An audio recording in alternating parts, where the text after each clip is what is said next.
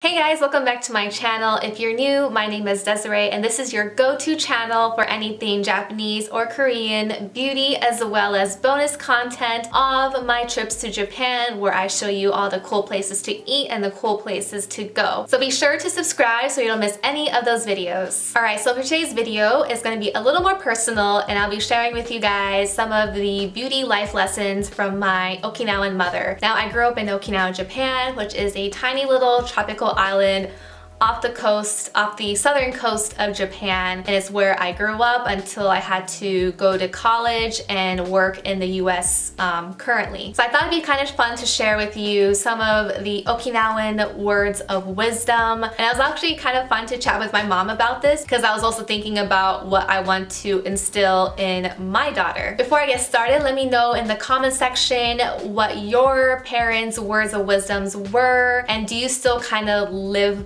through those philosophies in your daily life. First couple pieces of advice are kind of specific to where I grew up and where my mom grew up and where her mom grew up. And the first one being UV protection. So as I mentioned, I grew up in Okinawa, Japan. It's a tropical island. Sun care is extremely important. And I actually remember not really listening to my mom that much when I was growing up, and especially as a teenager, because I was like really obsessed with getting like tanned.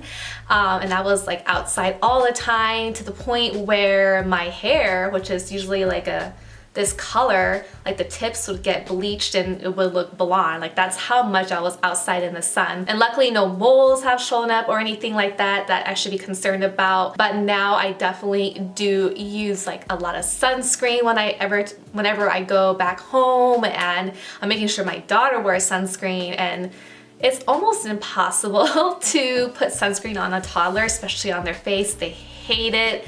So, but I'm doing my best. No matter what, she's gonna wear sunscreen every time we go to the beach or whenever we go outside. My mom though, she takes it a step further and she wears like those long gloves whenever she's driving so her hands and arms are protected from the sun.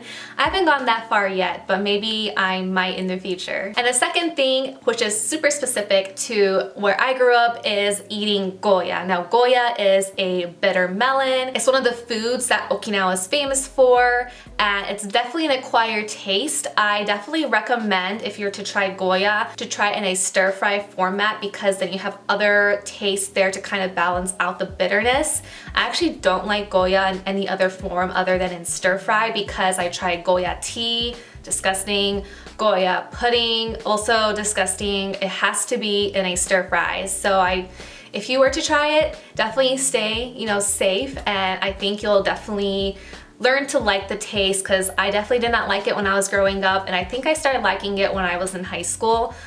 So it's definitely something that you have to keep trying until you like it. Now my grandmother would tell my mom that eating Goya will make you into a pretty girl. That's true to an extent.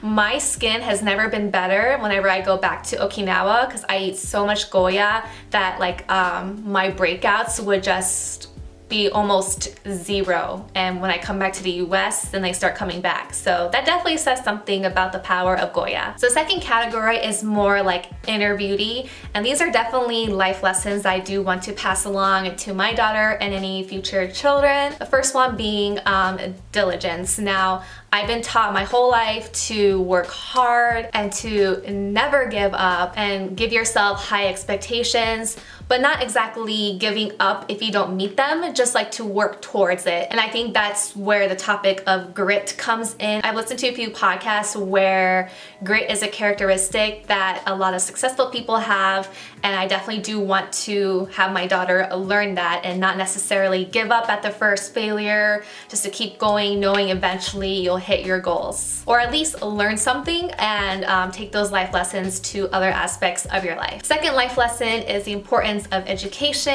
and the love of learning. Now this I definitely remember my mom telling me every single day to study hard and keep learning, even if I'm on vacation or like a long weekend. Like I should always be reading, I should always be studying. And I admit it's a little bit too excessive. Sometimes you need a break, but that lesson has stuck to me. She told me that learning doesn't just stop when you graduate high school or college. You should always like keep your mind open and to be open to learning new things, no matter how old you are. Third and final point is, I feel like the most important, that's expressing gratitude and being respectful to everyone around you. By expressing gratitude, you're not taking life for granted. You live every day to the fullest. You better appreciate your loved ones around you. I feel like that's so important because you wouldn't be who you are without the people around you to help and support you. Alright, so those were the words of wisdom given to me by my Japanese mother. And being a mother myself, I